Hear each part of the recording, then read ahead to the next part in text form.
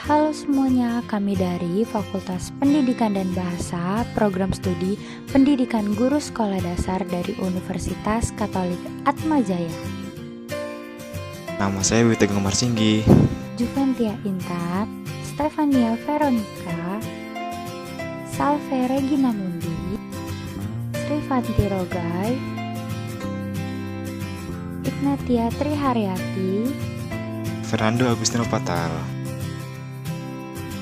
Yang akan kami bahas pada kesempatan kali ini adalah problematika dalam pembelajaran jarak jauh kelas 2 SD.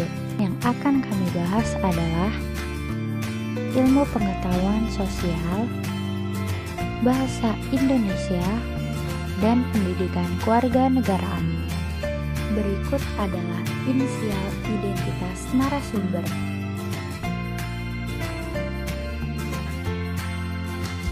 Pada awal tahun 2020, Bapak Anies Baswedan sudah mengumumkan bahwa sekolah diliburkan dikarenakan virus corona yang sudah mewabah. Lalu, apakah pembelajaran dihentikan sampai pandemi berakhir? Namun, pada akhirnya, pembelajaran diadakan dengan konteks pembelajaran jarak jauh. Problematika pelaksanaan pembelajaran IPS, PKN, dan Bahasa Indonesia meliputi: yang pertama ada penyusunan rancangan perangkat pembelajaran. Penyusunan RPP sangat berbeda karena dirancang lebih ringkas. Meskipun ringkas, namun RPP yang dibuat mencakup materi yang ingin dibahas. Yang kedua, komponen yang berbeda dalam konteks RPP PJJ dengan RPP pembelajaran tatap muka adalah alokasi waktu yang lebih sedikit.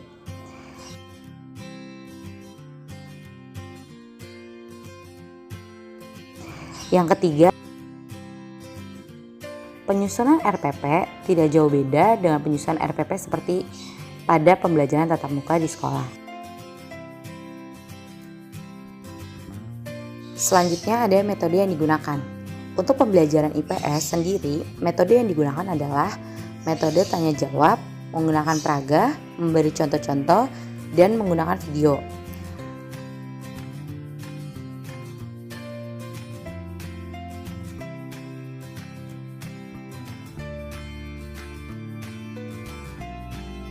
Selanjutnya ada metode daring, dan berikut adalah gambar dari contoh metode daring.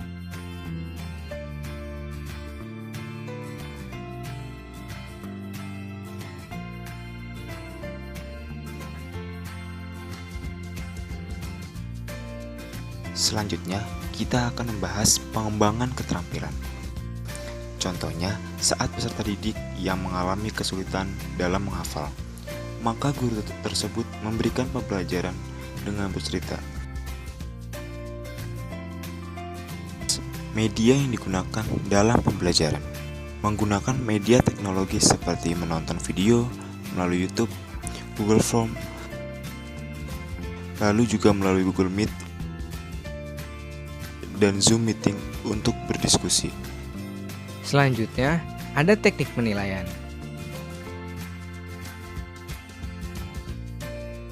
Saya menggunakan penilaian yang mencakup ranah kognitif, afektif, dan psikomotorik.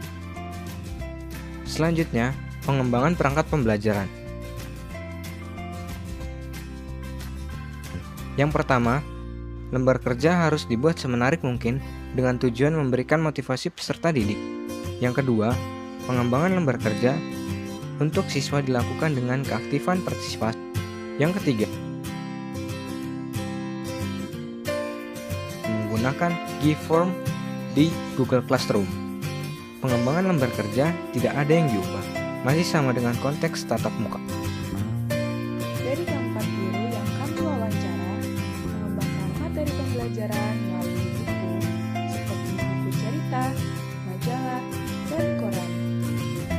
Pengembangan media pembelajaran yang dilakukan menggunakan buku paket. Tapi tidak hanya satu buku, pengembangan media pembelajaran yang dilakukan menggunakan WhatsApp Group, Google Classroom, dan Google Meet, serta Zoom.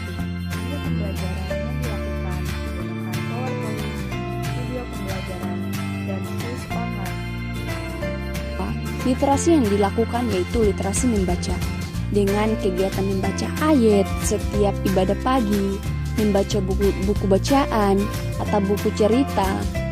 Kendala pembelajaran jarak jauh ketika peserta didik yang tidak mempunyai perangkat yang dibutuhkan dalam PJJ